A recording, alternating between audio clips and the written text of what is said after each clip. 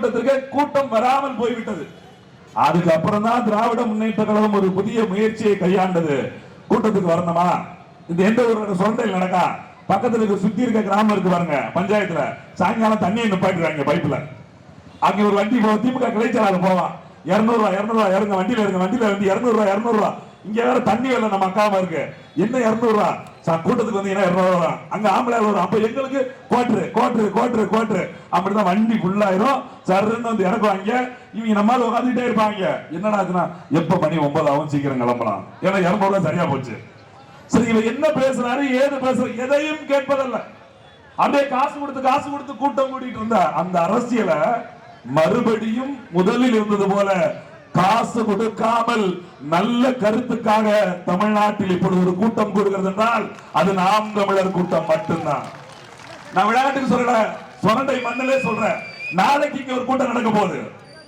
நாளை திராவிட முன்னேற்ற கழகம் இதே இடத்தில் கூட்டம் நடத்த போகிறது. இந்த போட்டோ யாராவது எடுத்து வச்சுக்கோங்க. நாளைக்கு திமுகவும் கூட்டம் போடும். எங்க சேர்ல எண்ணிக்கிட்டு இருப்பாங்க, நம்மளால ஆள் விட்டு இதை விட 2 மடங்கு போட்டுருவாங்க. ஆனா சேர் மட்டும் தான் இருக்கும். எப்படி சேர் 2 மடங்கு போடுவதற்கு காசு இருக்க வேண்டாம், இருக்கையை பணம் கொடுத்து வாங்க முடியும். ஆனால் மக்கள் இதயங்களை ஒருபோதும் பணம் கொடுத்து வாங்க முடியாது. அவன் நாம் தமிழருக்கு தன்னடிச்சு வந்துட்டு இருக்கான். ஒண்ணு விளையாட்டு சொல்லல. போன 24 மொழி பொறியியல் நாளை அண்ணன் அவர் உடுமலைப்பேட்டையில் கூட்டம் நடத்துறாங்க. இவங்க அப்படியே பார்த்து மர்றா நடத்துறாங்க. 2 புகைப்படம் வந்திருக்கு. அண்ணன் பேசுற கூட்டத்துல அம்பட்டும் தலையா மனித தலையா தெரியுது, அவங்க பேசுற கூட்டத்துல வெறும் நாற்காலியா தெரியுது. நீ என்ன காரணம்னா அரசியல் எப்படி மதிப்பிழந்து போய்விடுது, அரசியல் சாக்கடையாக மாறிவிட்டது. அதனால அரசியல் முதல்ல என்ன தெரியல. அரசியல் என்ன, தேர்தல் ஓட்டு போடுறதானே, ஓட்டுனா என்ன, காசு கொடுத்தா கொடுக்கறதானே, இவ்வளவுதான் அரசியலா இருக்கு. இதை மாற்றணும், இதை மாற்ற நீங்க யோசிச்சு பாருங்க. இன்னைக்கு நாம் தமிழர் கட்சி எனக்கு முன்னாடி பேசி போனவங்க சொன்னாங்க 14 ஆண்டு கால பயணம்.